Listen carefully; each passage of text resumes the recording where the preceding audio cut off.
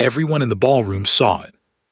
The Duke of Ashford, tall, titled, and beautiful in the way that only truly dangerous men are beautiful, looked at the girl in the ivory gloves and smiled. Not warmly, not with welcome, with amusement. The kind of amusement that has an edge to it, the kind you feel on your skin. She didn't look away, she didn't flush. She simply looked back at him, steady and unhurried, the way a person looks at something they already understand, and then she turned away first, as if he were a painting she had already seen and found unremarkable. Nobody did that to the Duke of Ashford. Nobody. And yet here is what no one in that ballroom knew. Not the Duchess dripping in diamonds near the fireplace. Not the young lords angling for his favor. Not even the girl herself, not fully, not yet. Those gloves she was wearing, they were finer than anything in that room. And the Duke's sneer, that small, cutting, perfectly aimed sneer, had just cost him everything he thought the world still owed him. The Whitmore ball was, by any measure, the event of the season.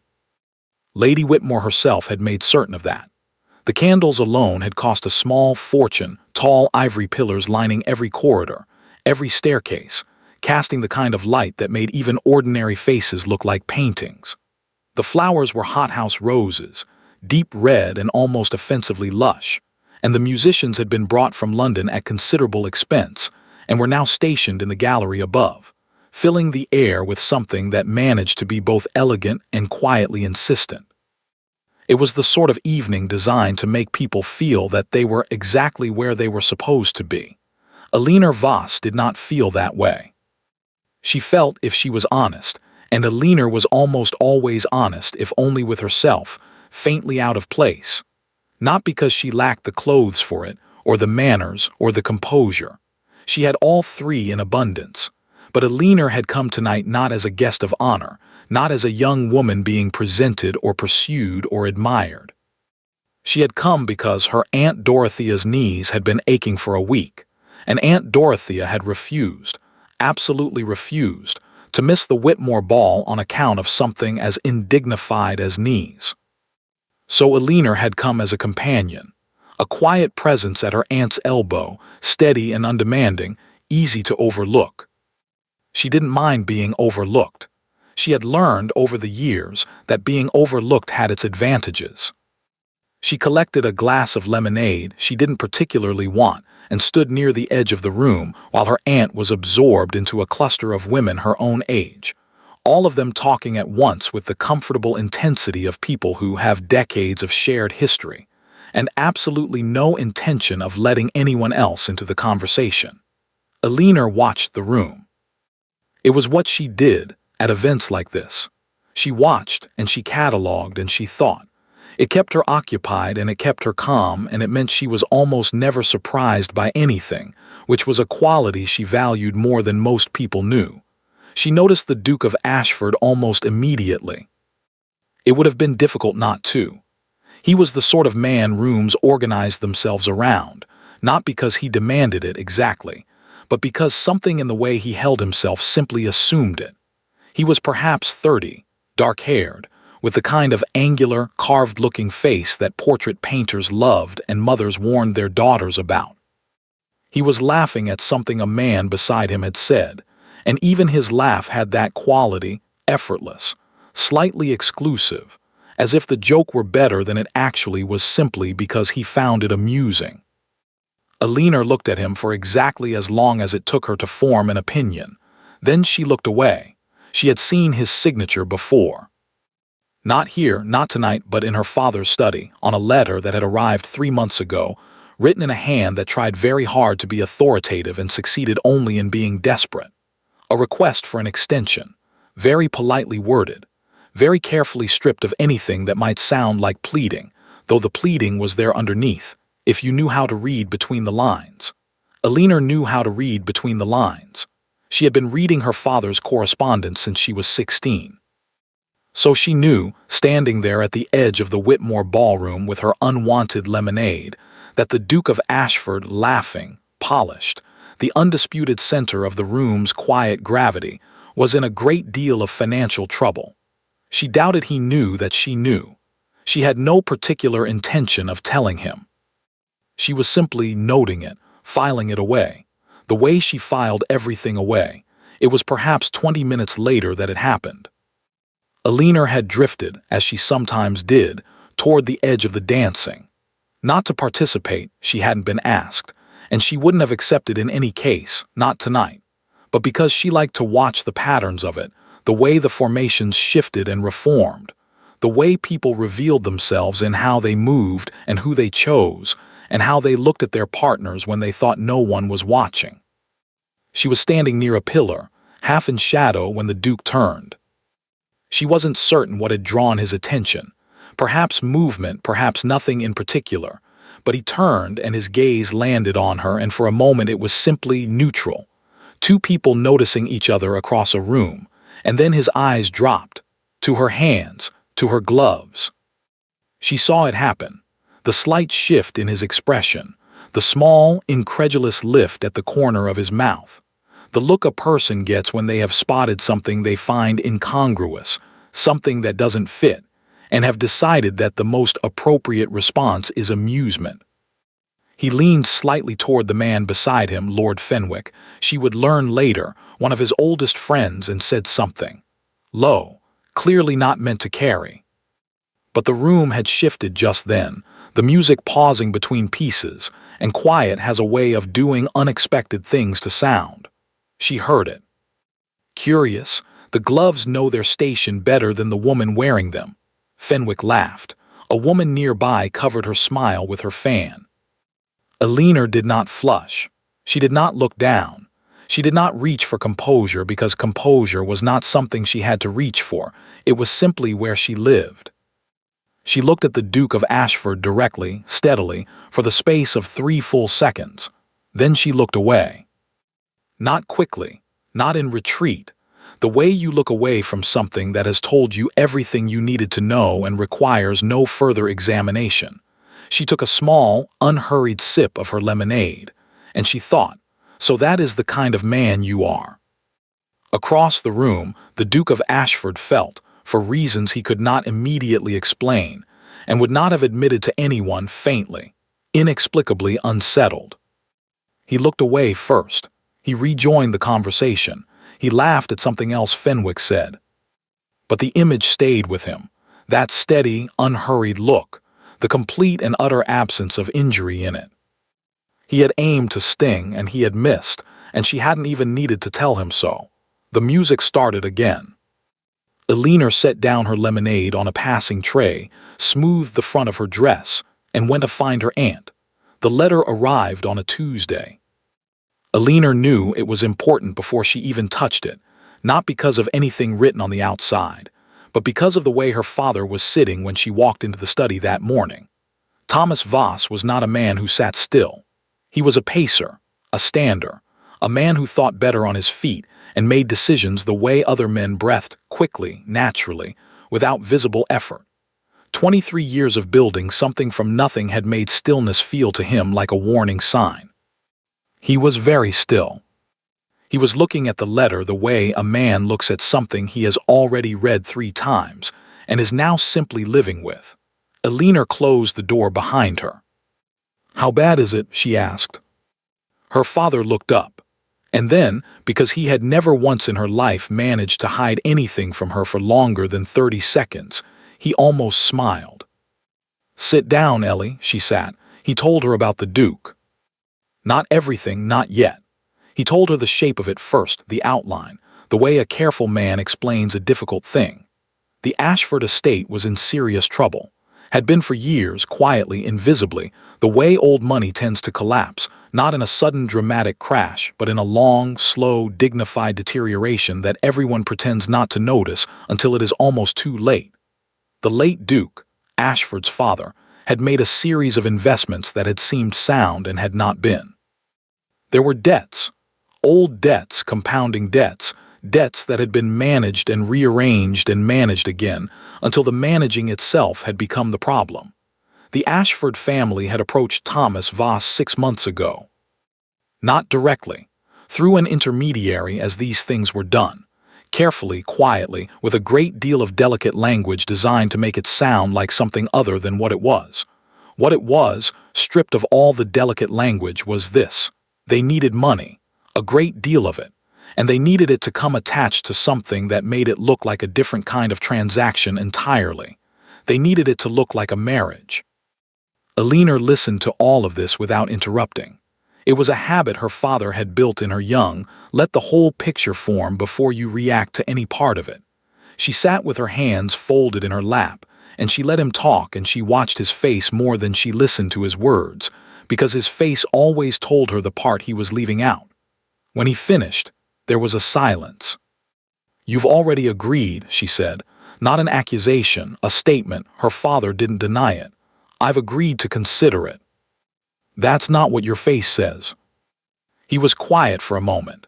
Then he leaned forward, elbows on the desk, and looked at her the way he only looked at her when he was about to say something he meant completely. "I want you to have a life that is safe," he said. "I want you to have a position that no one can take from you. I've made you a great deal of money, Elinor, and money is a fine thing.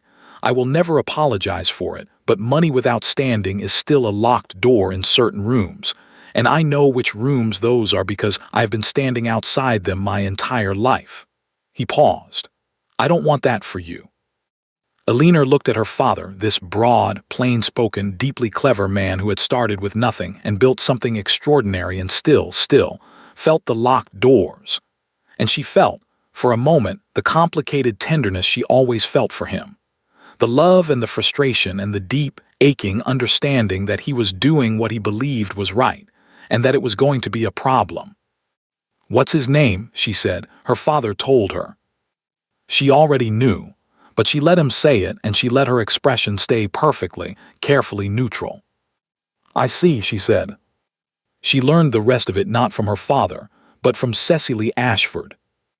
It happened at the Pembroke Garden party, 11 days later, on an afternoon that was almost aggressively pleasant, warm sun, light breeze, the kind of English summer day that seems to be apologizing for all the rain. Elinor had come with her aunt again, and had been standing near the roses examining a particularly overambitious climbing variety, when a voice beside her said cheerfully, "You look like someone who actually knows about roses, which makes you the most interesting person at this party." Elinor turned. The girl was perhaps 19, dark-haired like her brother, with a quick, bright face and eyes that missed very little. She was smiling in the open, uncomplicated way of someone who either had no guile whatsoever or had so much of it that they had come out the other side. Elinor would later decide it was both, in roughly equal measure. "Cecily Ashford," the girl said, extending her hand. "And before you say anything carefully polite, I already know who you are. My brother's solicitor has been very busy lately." Elinor shook her hand. "Elinor Voss." "I know." Cecily turned back to the roses as if they had been discussing them all along. "They're overpruned, by the way. Lady Pembroke's gardener is enthusiastic but heavy-handed. You can always tell." They walked along the garden beds for a while, talking about nothing consequential, and Elinor found herself, despite every instinct that told her to be careful, genuinely enjoying it. Cecily was funny in a dry, observational way that Elinor recognized as a coping mechanism for someone who had spent a lot of time in rooms where she wasn't supposed to notice things. They understood each other almost immediately. It was Cecily who, as they rounded the far end of the garden path, away from the other guests, said in a tone that was still light but had shifted somehow, "I want you to know what you're walking into." Elinor glanced at her. "My brother is not cruel," Cecily said carefully. "I need you to know that because I also need to tell you things that might make it seem otherwise, and I want you to hold both." She paused. "He is armored. He has been armored for a long time. He says things sometimes that land badly because he has stopped paying attention to how things land. He stopped paying attention because for a while paying attention was hurting him." She said this with the precision of someone who had rehearsed it, or lived with it long enough that it had become precise on its own. "Harriet Langley," Elinor said quietly. Cecily stopped walking. She looked at Alina with something that was equal parts surprise and relief. "You know about her?" "Not much, only the name, and that there was an engagement." Cecily was quiet for a moment. They stood among the roses, the sounds of the party drifting toward them faintly, and Cecily looked at the middle distance and said, "Harriet was lovely, genuinely lovely, not in the way people say to be kind, but actually. She loved him very much. And my mother," she stopped, pressed her lips together, started again. "My mother has very specific ideas about what the Ashford name requires, and she expressed those ideas consistently, relentlessly, until Harriet couldn't bear it anymore. Until Harriet decided that a man who loved her but didn't stop it wasn't quite loving her enough. She ended the engagement. Married a solicitor from Bath within the year, and by all accounts is perfectly happy. My brother has not processed this exactly. He decided instead that the whole thing was simply the correct outcome. That warmth was a liability. That armor was wisdom." Cecily glanced at her sideways. "Hence the gloves." Alina looked at her. "He told me what he said," Cecily said simply. "At the Whitmore ball, he didn't think I'd find it significant. I found it very significant. A beat." "Why are you telling me this?" Alina asked. Cecily turned to face her fully, and her expression, for the first time, dropped all its lightness and was simply earnest, young and earnest and a little fierce. "Because I have watched my mother break one woman who loved my brother," she said, "and I am not going to watch her break another, especially not," she stopped, "especially not one who I think might be exactly what he needs and is absolutely too sensible to stand for any nonsense." There was a long pause. "You told me deliberately," Alina said. "You weren't being careless." "I'm never careless," Cecily said pleasantly, and then her smile came back bright and quick as before. "Now, shall we go back? I believe they're serving strawberries, and I have a deeply held personal policy about strawberries." Alina looked at her for a moment. Then slowly she smiled too. "Lead the way," she said. She thought about it all the way home. About Harriet Langley, about armor, about a man who had made himself cruel at the edges because being soft had cost him something. It didn't excuse the gloves, but it was information, and Alina never wasted information. She looked out the carriage window at the passing countryside and thought about her father's careful face and Cecily's carefully uncalculated candor and the Duke of Ashford's signature on a letter that had tried very hard not to sound like begging. And she made a decision. Not about the marriage. Not yet. About how she would walk into whatever came next. She would walk in with her eyes open. Every single one of her conditions. The meeting was arranged for a Wednesday. A private meeting, her father had called it. Informal. Simply an opportunity for the two parties to become acquainted before any formal announcements were made. He had said this in the careful, neutral tone he used when he wanted something to sound smaller than it was. Alina had nodded and said nothing. She had spent the 2 days before it at her father's desk. Not his desk exactly, her own small writing table by the window in the morning room, the one she had claimed at 14 and never relinquished. She sat there on Monday evening and again on Tuesday morning, with a clean sheet of paper in front of her, and a pen she kept dipping and not using, and she thought. She was not by nature an impulsive person. She did not make decisions quickly, and she did not make them emotionally, and she did not make them without first examining them from every angle she could think of, turning them over the way her father turned over a contract, looking for the hidden cost, the buried clause, the place where something that seemed solid was actually held together with goodwill and optimism, and nothing else. She applied this method now to the question of herself. The question being, what did she actually want? Not what her father wanted for her, not what society expected, not what made sense on paper or looked correct from the outside or would satisfy the various people who had opinions about Alina Voss and her future.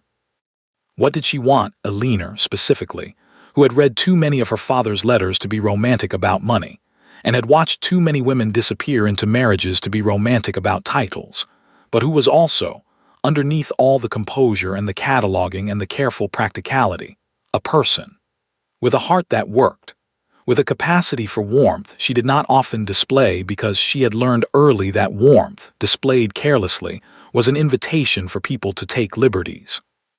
She thought about Harriet Langley, who had loved openly and been worn down for it. She thought about Cecily, who had decided to trust her with something true. She thought about a man at a ball who had said something unkind and then looked just for a moment, just in the half-second before he looked away faintly, inexplicably unsettled by her response. Not by anger, not by tears, by steadiness, by being looked at and found unremarkable. She picked up the pen. She wrote 3 things on the paper. She read them over once. Then she folded the paper in half and in half again and held it for a moment. Then she went to find her father. He was in the study, as she had known he would be. It was evening and the lamps were lit, and he looked up when she came in with the expression he always wore when he suspected she was about to complicate something he had been hoping would be simple. "Ellie." "I'll agree to it," she said. He blinked. She crossed the room and set the folded paper on the desk in front of him. He looked at it. He looked at her. He picked it up. She watched his face as he read it, the slight furrow of his brow at the first condition, the longer pause at the second, and then at the third, the moment where his expression did something complicated and almost unreadable, which for Thomas Voss was extraordinary because his face was usually an open book she had long since memorized. He set the paper down. "3 conditions," he said. "3 conditions," she agreed. "The first 2 I can defend. The first is simply dignity, which any decent man should grant without being asked. The second," he tapped the paper, "the second is unusual but not unreasonable. A woman of your means managing her own income is not without precedent." "No," she said, "it isn't." "The third," he stopped, "Eleanor, the third one. I know. This is not how these arrangements work. I'm aware. You are asking a Duke of the Realm to make himself vulnerable to you, before the wedding, as a condition. I'm asking him to be honest with me once," she said calmly, "before I agree to be honest with him for the rest of my life. I think that's a reasonable exchange." Her father looked at her for a long time. Then he picked up the paper and folded it again, and placed it very deliberately in the inside pocket of his coat. "I'll present them," he said. "Thank you. He may refuse." "I know. If he refuses, then we'll know something important about him," Eleanor said, "and we'll both be saved a great deal of trouble." She said good night and went to bed and slept, if not easily, then at least with the particular quiet of a person who has done what they could and is prepared for whatever comes next. He almost didn't come. She found out later from Cecily, of course, who found out everything, that the Duke of Ashford had read the conditions, set them down on his library table, walked to the window, stood there for a considerable amount of time, and then said to his solicitor, in a tone that communicated both irritation and reluctant respect, "Fine. Just that. Fine." He arrived on Wednesday at 3 o'clock precisely, which Eleanor noted because it was the kind of punctuality that communicated something, not eagerness, but a decision to take the thing seriously.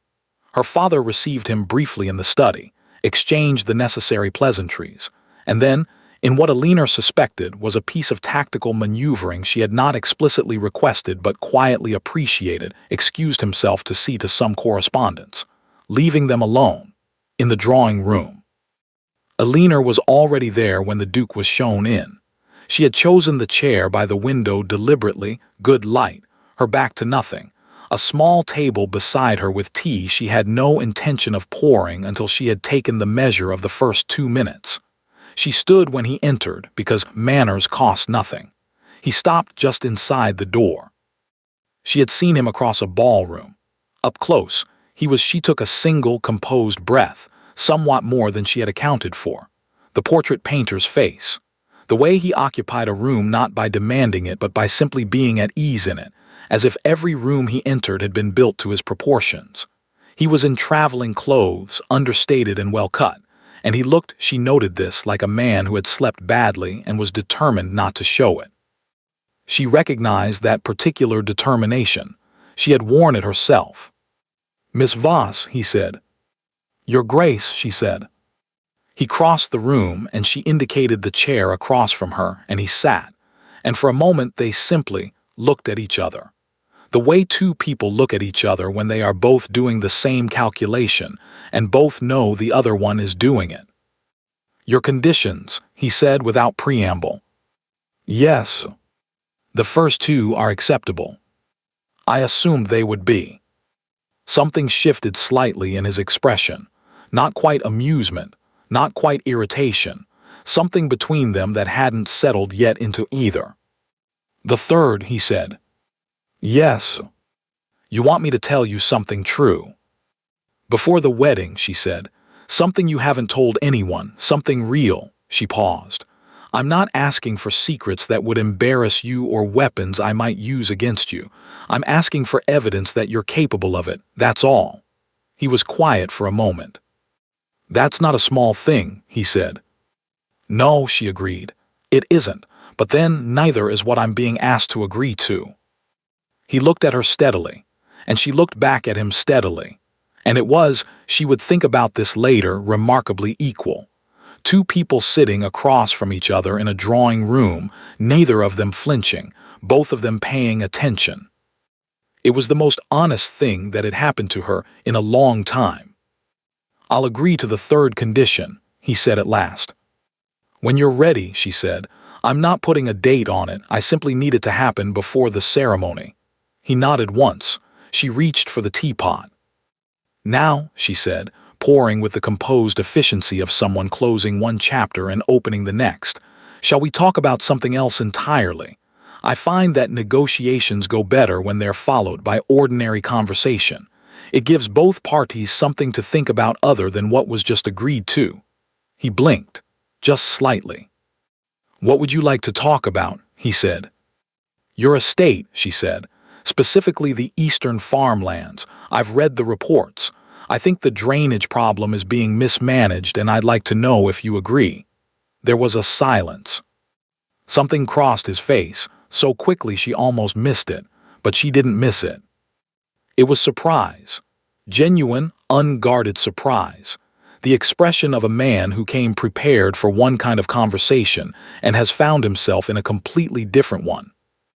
And underneath the surprise, just barely, just for a second, something that looked almost like relief. He set down his cup. "The eastern farmlands," he said slowly. "The drainage reports from last autumn," she said. "Your steward filed 3 of them. The proposed solution is expensive and I think incorrect. The problem isn't the drainage channels themselves, it's the gradient of the western embankment. Fix the embankment and the channels will manage themselves." He stared at her. "How do you know about the drainage reports?" he said. "Your solicitor sent copies to my father as part of the estate overview," she said simply. "I read them." "You read the drainage reports?"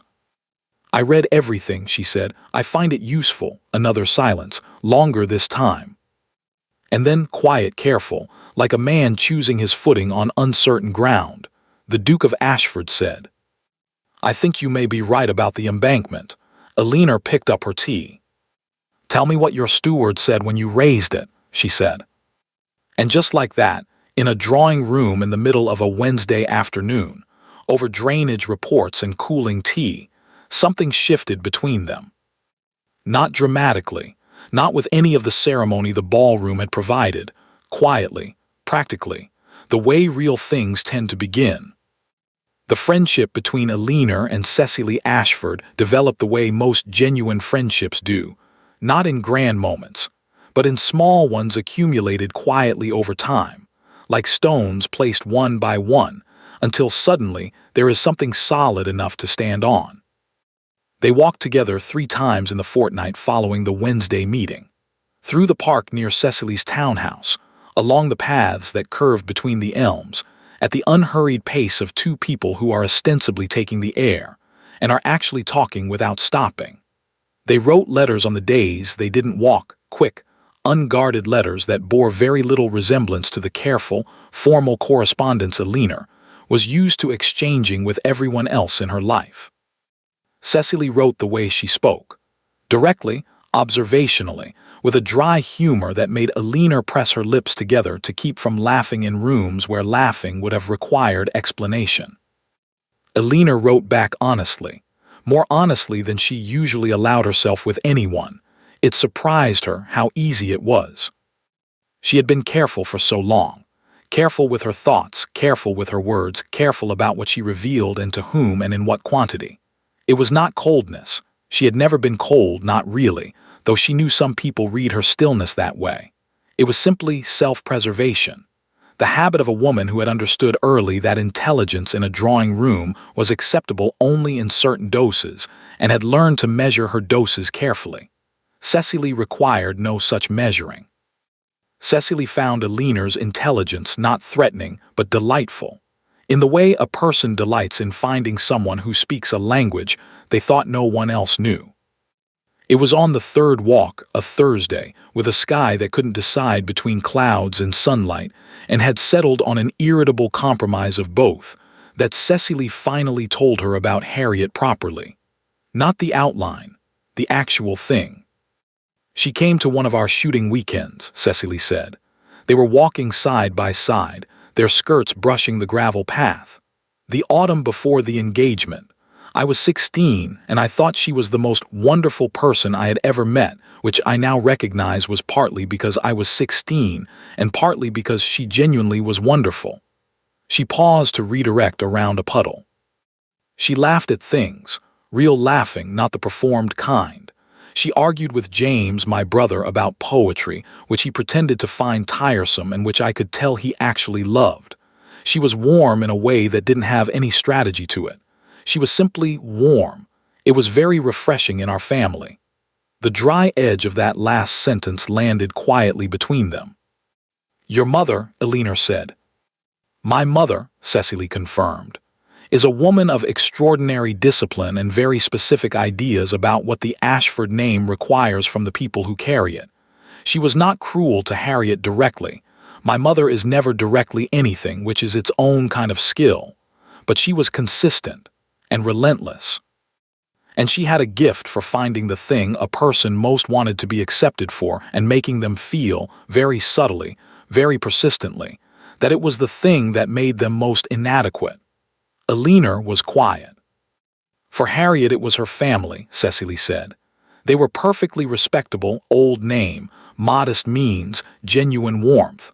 My mother managed to make Harriet feel that this warmth was a kind of embarrassment, that being loved openly by people without position was something to be apologized for rather than treasured. She stopped walking. Alina stopped too. Cecily was looking at the middle distance, at the elm trees, at nothing in particular. "James knew," she said. "That's the part I have never entirely forgiven him for, even though I understand it. He knew what my mother was doing, and he told himself that Harriet was strong enough to manage it.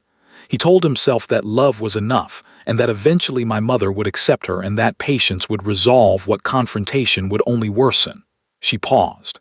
"He was wrong, and he knew he was wrong, I think, before the end, but by then Harriet had decided. That love wasn't enough," Alina said. "That she deserved someone who would stand between her and the cold," Cecily said simply. And she was right. A beat. A cloud passed and the light changed briefly, then changed back. "He was devastated," Cecily said. "He didn't show it. James doesn't show things, which is its own exhausting habit, but I know what he looks like when something has gone through him. He looked like that for months." She turned to Alina. "And then he stopped looking like that, and he started looking like what he looks like now, which is fine and composed and not quite there, in the way of someone who has decided that the solution to being hurt is to be somewhere no one can reach." Alina thought about the drawing room, about the man who had sat across from her and talked about drainage reports and had looked, for one unguarded second, almost relieved. "The sneer," she said, "at the Whitmore ball." "Yes," Cecily's voice was even. "He does that. Says something cutting before anyone can get close enough to require something real from him. It keeps people at a comfortable distance." She looked at Alina directly. "It didn't work on you." "No," Alina said. Why not? Elinor considered this honestly. Because it didn't surprise me, she said at last. I had already read his correspondence. I already knew what was underneath. A man who is genuinely cruel doesn't write letters that worried about what his tenants would think if the estate failed. She paused. He wrote about his tenants twice, in a letter about money. Cecily looked at her for a long moment. Then she said, quietly, "He doesn't know you know about those letters, does he?" "No." "Are you going to tell him?" Elinor thought about the drawing room again, about the drainage reports, about the almost relief. "Eventually," she said, "when it's the right moment." Cecily nodded slowly. She seemed to be turning something over in her mind, examining it. "He's been asking about you," she said finally. "Since the Wednesday meeting. He doesn't ask directly, he never asks directly, but he mentions things. Finds reasons to bring your name up in conversation. Yesterday he said, entirely unprompted, that he thought your point about the embankment gradient was probably correct, and that he had spoken to his steward about it." Elinor said nothing. "For James," Cecily said, "that is approximately equivalent to writing you a sonnet." Despite herself, despite every instinct toward composure, Elinor felt something shift very slightly in her chest. Small and warm and not entirely welcome in its timing. She looked at the elm trees. "He should fix the embankment," she said. "He's going to fix the embankment," Cecily said. They resumed walking. Elinor thought about what Cecily had told her on the way home, and that evening, and in the quiet of the following morning when she sat at her writing table before the rest of the house was awake. She thought about armor. She understood armor. She had her own version of it, not the cutting remark, not the sneer, but the stillness. The composure that people mistook for coldness. The careful measuring of doses. The way she had learned to be present in a room while keeping the most important parts of herself entirely elsewhere, somewhere safe, somewhere no one could find without an invitation she had not yet decided to issue. She had built that too over years, out of something, out of moments. She understood more than she cared to admit the logic of it. What she didn't know, what she was still turning over, still examining from every angle, was whether the Duke of Ashford was a man who had built armor because something had wounded him and would take it off when the wound healed. Or whether he had worn it so long it had become the shape of him. There was a difference, a significant one. She thought about his face when she had mentioned the drainage reports, the surprise, the relief underneath it, the way he had leaned forward just slightly like a man who has been in a conversation he didn't expect and finds he doesn't want it to stop. She thought about the letter, his tenants, twice. She picked up her pen. She didn't write anything. She just held it, turning it in her fingers, thinking. Then she wrote a letter to Cecily suggesting they walk on Saturday. And then, on a fresh piece of paper, she began drafting notes about the eastern farmlands. Not because anyone had asked her to. Not because it was her responsibility. Because the problem was interesting, and she was good at problems, and she allowed herself this much honesty, alone in the early morning quiet, because somewhere between the drainage channels and the embankment gradient, she had started to care whether the estate survived. She was not yet ready to examine why. She folded the farmland notes neatly, labeled them in her careful hand, and set them aside. Outside, the sun was coming up. Somewhere across the city, she suspected, the Duke of Ashford was also awake, possibly standing at a window, possibly thinking about drainage reports. Possibly she allowed herself to thinking about something else entirely. She was not going to think about that. She made tea. The dinner was Lady Harcastle's idea. Which was, Elinor would later reflect, the first warning sign. Lady Harcastle was the Duke's mother's oldest friend. A woman of tremendous social precision who hosted events the way a general plans campaigns, with careful attention to positioning, timing, and the strategic placement of people who might usefully observe one another under pressure. The guest list was 18, intimate enough to feel personal, large enough that no individual conversation could be entirely private, Long table, fixed seating, no possibility of retreat. Elinor understood when the invitation arrived exactly what it was. A test. Not of her feelings, not of her suitability in any genuine sense. Those questions had already been settled in rooms she hadn't been present for. This was a test of a different and older kind. The kind women of a certain position had been administering to other women for generations. Could she be made to flinch? She dressed that evening with particular care. Not because she was nervous. She was not nervous, or at least she had packed the nervousness away in a place where it wouldn't interfere with anything, but because she understood that clothing, in rooms like the one she was walking into, was a language, and she intended to be perfectly fluent. The gown was deep blue silk, simply cut, worth a quiet fortune. Her jewelry was her grandmother's, not ostentatious but old, and to anyone who knew what they were looking at, unmistakably fine. And the gloves. She had not planned to wear them. She had stood in front of her wardrobe for a long moment, turning the question over, and then she had reached for them with the calm of a person who has decided that the honest choice is usually the correct one. The ivory lace gloves from the Whitmore ball. She arrived at exactly the right time, neither early nor fashionably late, but precisely when someone confident of their welcome would arrive. She was received by Lady Harcastle with a warmth that was warm in the same way that decorative ironwork is warm, beautiful, elaborate, and fundamentally cold to the touch. The Duke was already there. He saw her come in. She knew he did, though she didn't look at him immediately. She had learned over the past weeks that the Duke of Ashford had a way of occupying the edge of her awareness even when she wasn't attending to him directly, like a sound just below the threshold of hearing that you are somehow conscious of regardless. She looked at him when she was ready. His expression when his gaze dropped very briefly, very quickly to her gloves was unreadable, but he held it there for just a half-second longer than strictly necessary. She inclined her head slightly. He inclined his in return.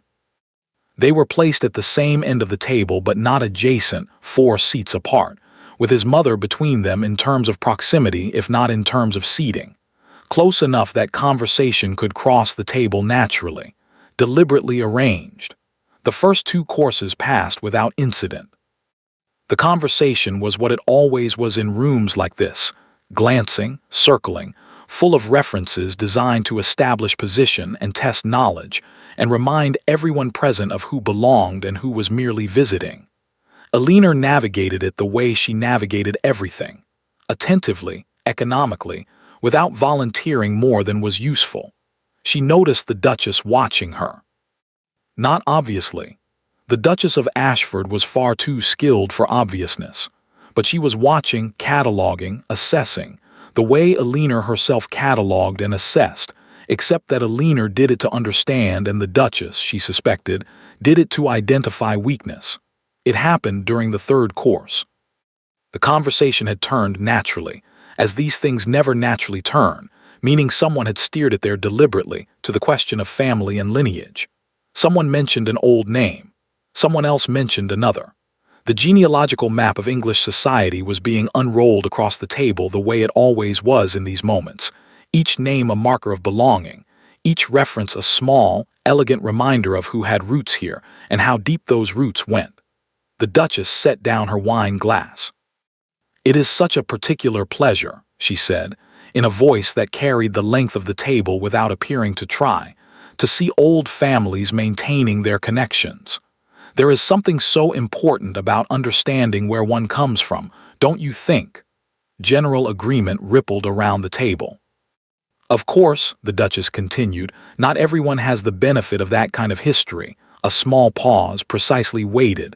"Some connections are newer, which has its own charm, I suppose, a certain freshness."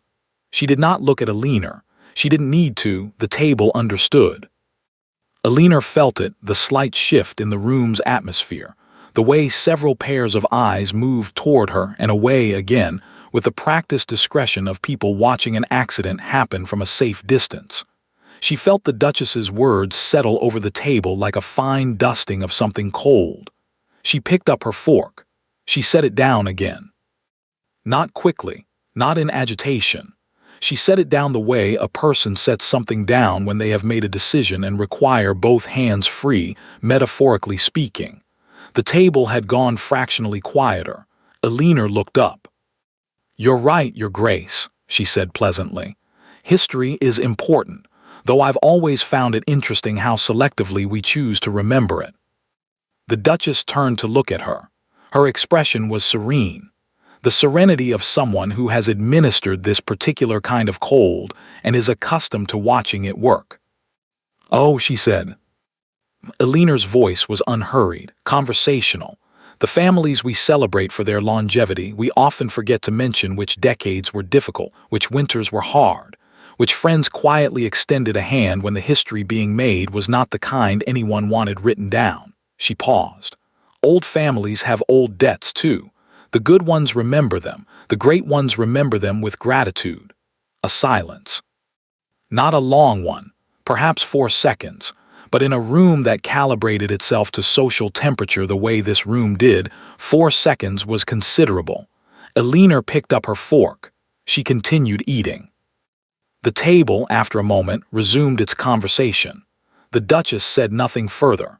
She returned to her wine with the composed expression of a woman who had engaged a mechanism she was used to controlling and found it, on this occasion, had not performed as expected.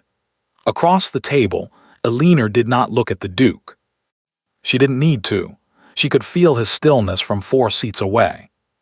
She found the terrace afterward by instinct more than intention, simply following the evening air, the need for a moment outside the careful warmth of rooms that asked too much of you. The French doors were open at the far end of the corridor, and she stepped through them and stood in the quiet dark, the sounds of the dinner party muffled behind the glass, the garden below lit palely by a 3/4 moon.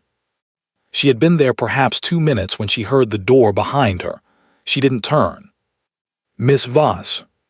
His voice was low. She had noticed over the past weeks that he had 2 registers, the social one, effortless and carrying, designed for rooms, and this one, quieter, more careful, the voice he used when he was not performing anything. "Your Grace," she said. He came to stand beside her at the balustrade, not close, a proper distance, but close enough that she was aware of him with that same below-threshold frequency she had noticed at the dinner table. He was quiet for a moment. She let him be. "Where did you get the gloves?" he said. She had been wondering when he would ask. She turned to look at him. His profile in the moonlight was the portrait painter's face again, all clean angles and carved shadows. He was looking out at the garden with the expression of a man who is asking about one thing and meaning another. "They were your mother's," she said. He turned then, sharply, not with anger, with the particular alertness of someone who has just heard something they did not expect. She told him. Quietly, simply, without drama. Her grandmother, a woman of no title but considerable character, had been acquainted with the Ashford household during a year when the previous Duke had been ill and the finances had contracted sharply.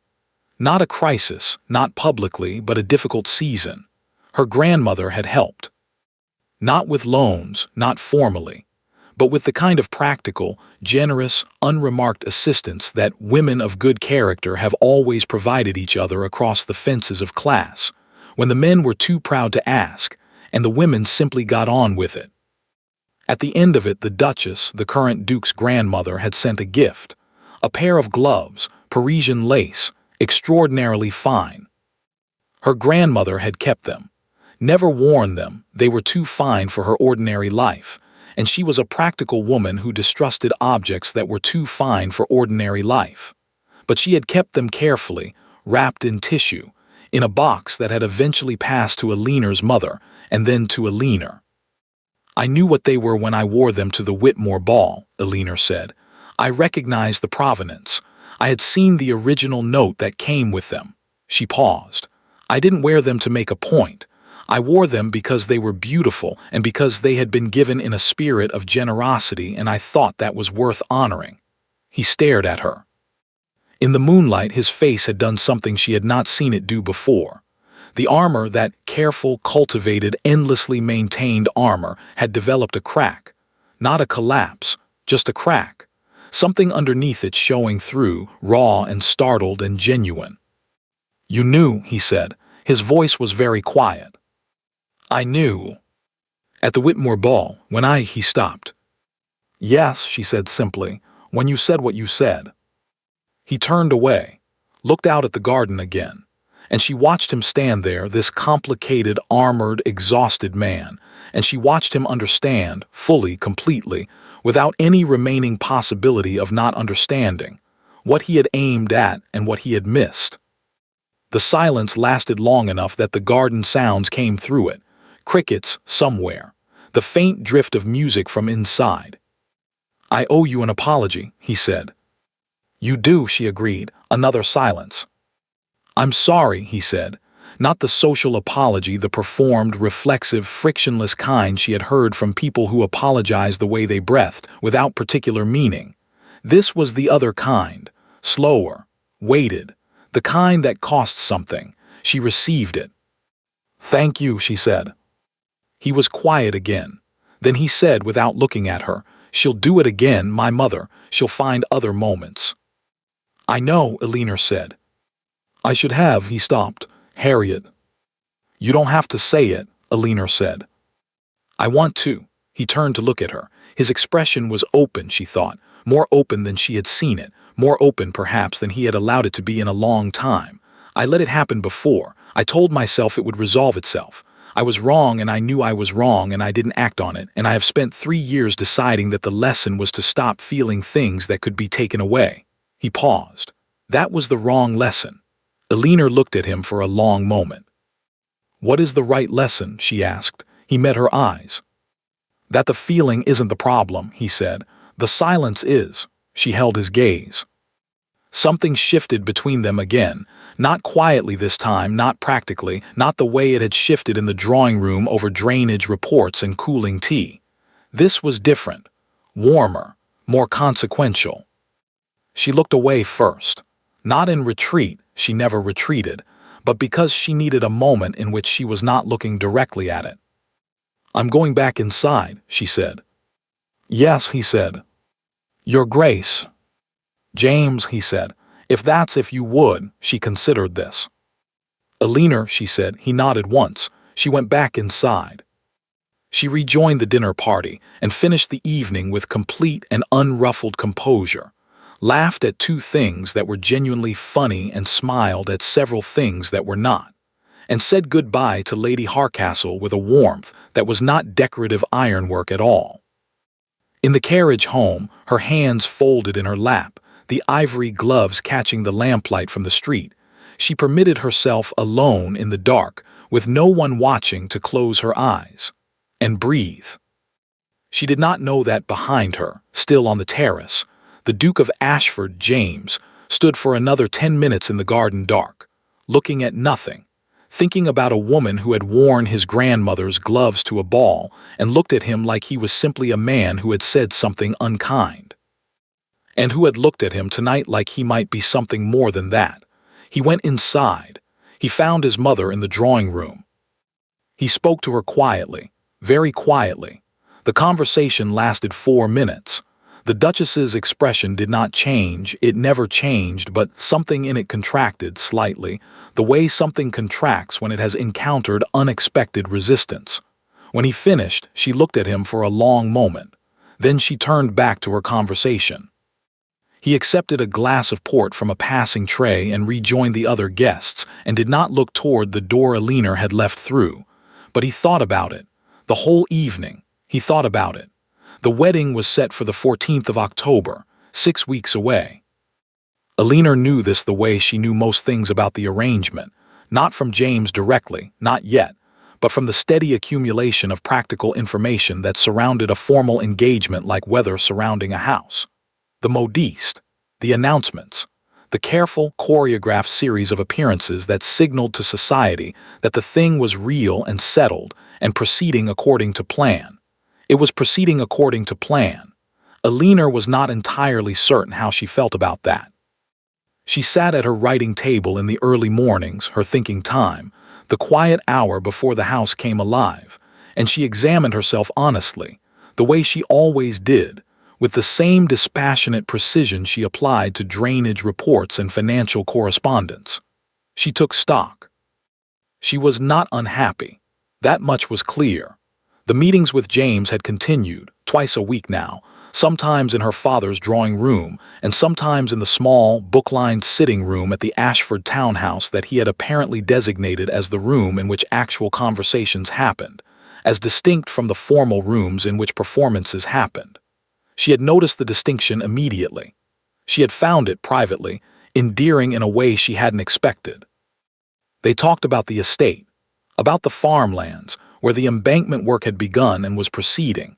She had been right about the gradient, which he had acknowledged with the particular brevity of someone who found acknowledgement uncomfortable, but was choosing to practice it regardless. About the tenants, about the financial restructuring her father's people were managing, which she had asked to be briefed on directly, and which James had agreed to without the hesitation she had half expected. They talked about books, about his sister, who he spoke of with a dry, helpless affection that told her everything she needed to know about who he actually was underneath the armor. About her father, whom James had begun to regard with a cautious, complicated respect that Thomas Voss returned with something approaching genuine liking, which Elinor suspected had surprised them both. They talked increasingly about nothing in particular, which was its own kind of everything. He made her laugh twice. She had not told him that. She had simply laughed, both times at something so precisely observed that she hadn't been able to prevent it, and he had looked at her afterward with an expression she was still turning over. Like a man who has unexpectedly discovered a room in a house he thought he knew completely. She acknowledged to herself in the early morning quiet, in a significant amount of trouble.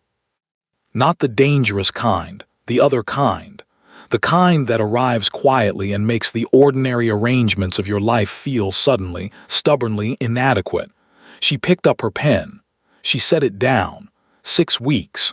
He still hadn't fulfilled the third condition. She didn't press him on it. She had meant what she said. She wasn't putting a date on it, wasn't going to manufacture the moment or demand the intimacy on a schedule. That would have defeated the purpose entirely. The point was not the information.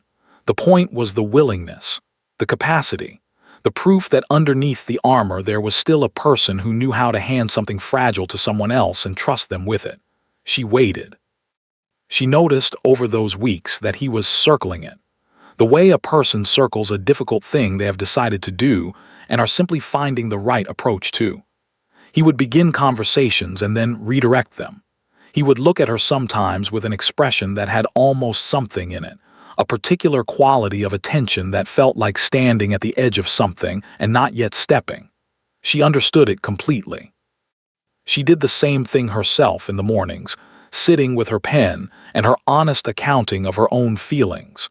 She would get to the edge of something true and find reasons to redirect.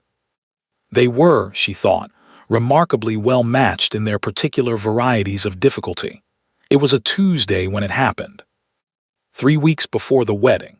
An ordinary afternoon, she had come to the townhouse to review the final estate documents with James and his solicitor, a dry and efficient man named Partridge who had been managing the Ashford finances for 15 years, and regarded the entire restructuring arrangement with the barely concealed relief of a man who has been holding a very heavy thing for a very long time and has finally been allowed to set it down. Partridge finished his presentation, gathered his papers, and excused himself with the practiced discretion of someone who had learned when to leave rooms. The door clicked shut. Elinor was making a note in the margin of the document in front of her. James was at the window. He went to windows the way her father went to stillness, which was to say, when he needed to think. She had learned to recognize it. She didn't interrupt it. She finished her note. The room was quiet. "I've been trying to work out how to do this for 3 weeks, James said. She looked up. He was still at the window, his back to her, hands clasped behind him, looking out at whatever the Ashford townhouse windows looked out at. She had never checked. She made a note to check. "The third condition," she said. Yes, she set down her pen, she waited. He was quiet long enough that she began to construct in the careful architecture of her mind, a kind of shelter for the possibility that he wasn't going to be able to do it. That 3 weeks of circling had brought him to the edge, and the edge was still too far. That this was the thing that would tell her what she needed to know, and what it would tell her was the harder version. She built the shelter carefully, just in case. Then he turned. He looked at her across the room, this man, this complicated, armored, genuinely trying man, and his expression was the most unguarded she had ever seen it.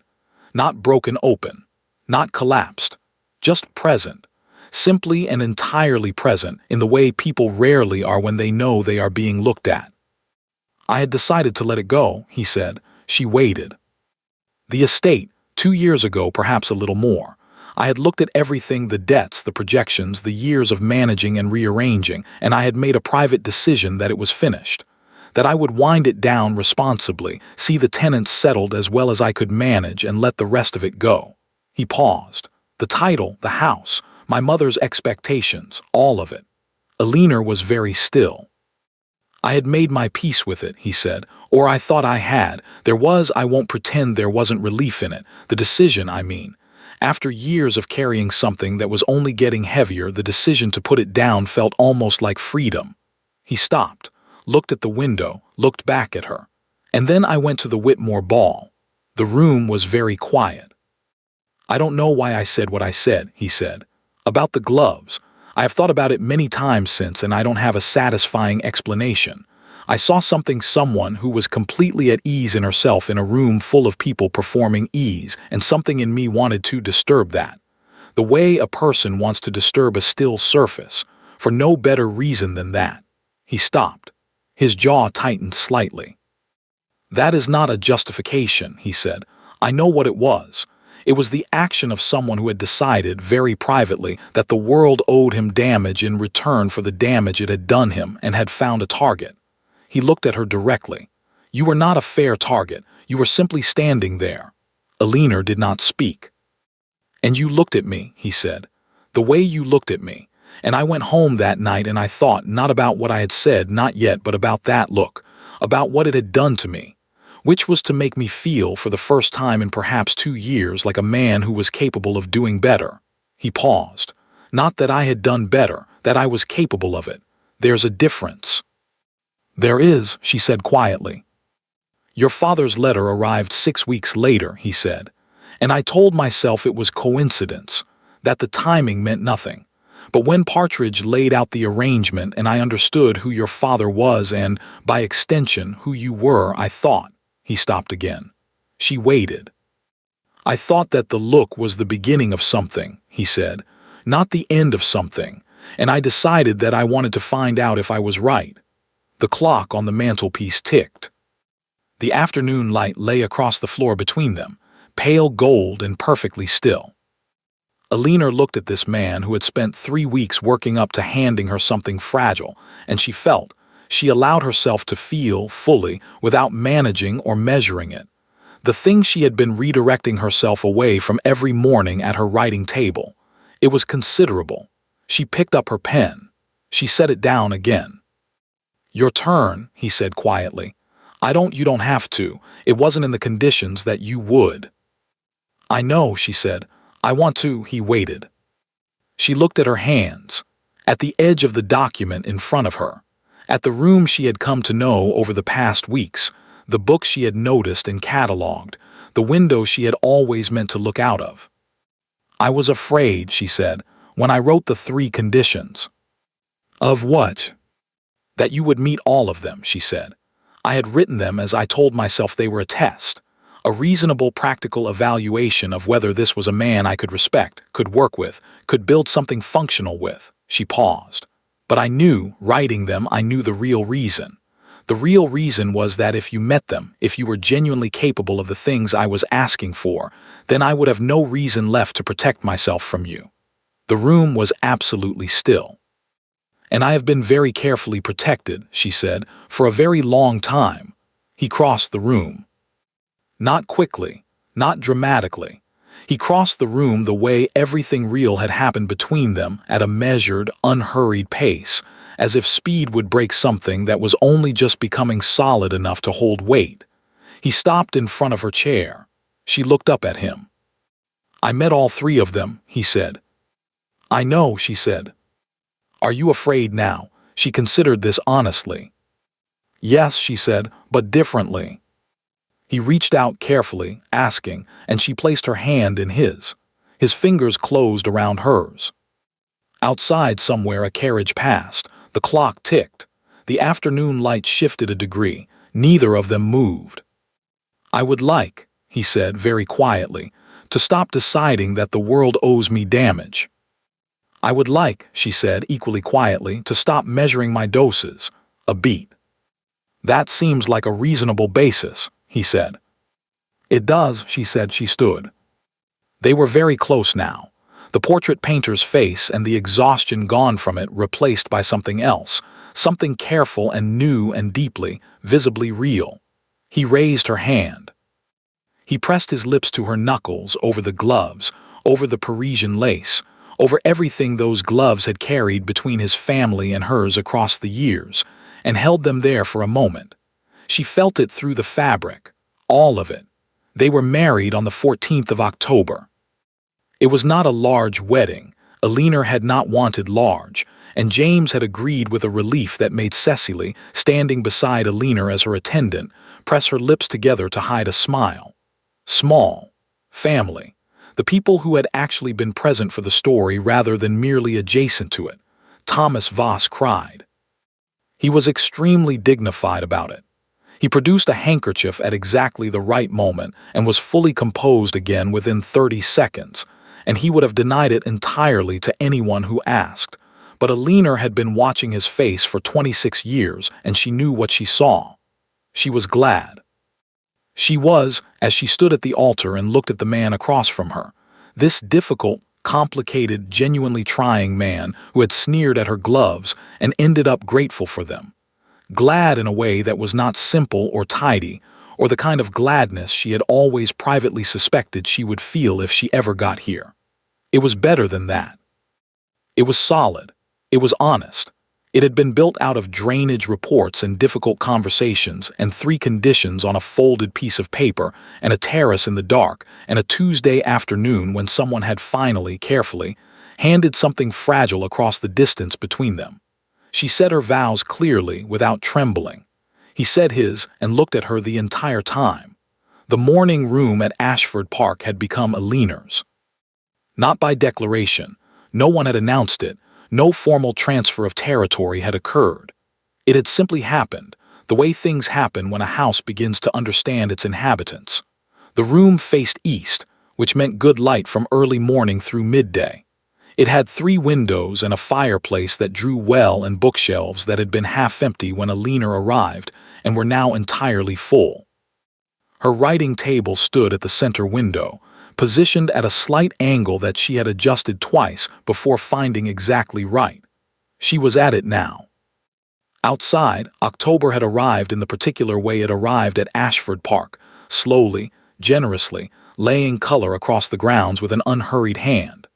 The elms along the eastern drive had gone deep gold. The kitchen garden was finished for the year, stripped back and resting. The embankment project had been completed in August. The new drainage channels were performing exactly as she had predicted, and the eastern farmlands had produced their first genuinely healthy harvest in 6 years. She had received a note from the head tenant, Mr. Birch, thanking her personally. She had kept it. It was folded in the small drawer at the left side of her writing table, along with 3 letters from Cecily, who was in Bath for the autumn with a friend, and writing frequently and well, and her grandmother's original note about the gloves. She had found the note while going through a box of her grandmother's things in the spring. A single card, in handwriting gone faint with age. For your kindness this winter. Some gifts are only beautiful if they are worn. She had held it for a long time. Then she had placed it carefully in the drawer.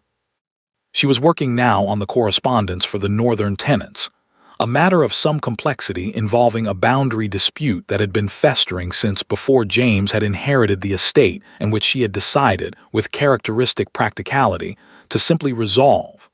She had the relevant document spread before her, annotated in 3 colors of ink, and she was in the middle of a sentence when the door opened. She did not look up. She had learned over the course of a year to identify James by the sound of how he opened doors. He opened them with a particular quality of attention, not loudly, not carelessly, but with the kind of deliberateness that characterized everything he did when he had decided to be present somewhere. She heard him cross the room. She finished her sentence. He set something on the table beside her right hand. She looked at it. A small box, dark green leather, the color of the Ashford estate livery, slightly worn at the corners in a way that suggested it was not new. She looked at it for a moment, then looked up at him. He was standing beside the table with his hands in his pockets, and an expression she had catalogued over the past year as the one he wore when he had done something he wasn't entirely certain about and was waiting to find out if it had been right. She had become fond of that expression. She looked back at the box. She opened it. Inside, folded with extraordinary care on a bed of ivory tissue, a pair of gloves, Parisian lace, ivory white, identical in every particular, the weight of the fabric, the precision of the pattern, the fine quality that announced itself quietly to anyone who knew what they were looking at, to the gloves she had worn to the Whitmore ball. She did not speak immediately.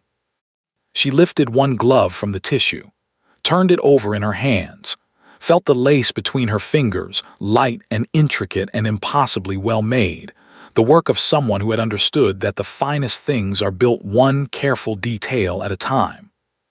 "Where did you get these?" she said. "The same atelier," he said. "In Paris, I wrote to them in the spring." She looked up at him. "You wrote to them in the spring," she said. It took some time to locate the original pattern, a pause. They still had it. She looked at the gloves again. There was something happening in her chest that she had stopped trying to manage or measure approximately 8 months ago, when she had decided, in the early morning quiet of her writing table, with characteristic practicality and complete honesty, that some things were simply not improved by management. "Why?" she said. He was quiet for a moment, and then he said simply, "In case you ever need to remind me." She looked up at him. "Of what?" she said, though she knew. "Of what I am capable of," he said, "when I am not being an idiot." She looked at him for a long moment. This man, a year on, a year deeper into the complicated, honest daily work of knowing someone, this man who had sneered at her gloves and spoken to his mother on a terrace, and crossed a room on a Tuesday afternoon, and said his vows and looked at her the entire time, who fixed embankments and remembered tenant names and opened doors with attention, and had spent the spring writing to a Paris atelier about a lace pattern. "James," she said. "Elinor," he said, and then she laughed. Not the composed near smile she had deployed in drawing rooms and at dinner tables, and in all the careful, managed spaces of the life before. Not the polite, measured expression that people had sometimes mistaken for warmth and sometimes mistaken for coldness, and which had been, in truth, neither. Simply the face of a woman who had learned to keep the real thing somewhere safe. This was the real thing. Full and unguarded and entirely genuine, the kind of laugh that arrives when something is both funny and true at the same time, when the relief and the joy of a thing land together, and there is simply no composure left to deploy against them. It filled the morning room. It went out through the 3 east-facing windows and into the October garden and up through the golden elms along the drive, and James Ashford, Duke of Ashford, stood beside his wife's writing table and watched her laugh and felt something settle in him, deep and permanent, in the place where the exhaustion used to live like the last stone placed in a very long piece of work. He had sneered at her gloves once. He had spent every day since quietly, steadily, deliberately becoming a man who deserved the person wearing them. He thought he was getting there. He was almost certain she agreed. Thank you for listening all the way to the end. Let me know in the comments which city you're watching from and share your thoughts about the story. I read every single one. And if you enjoyed this, don't forget to subscribe for more stories like this.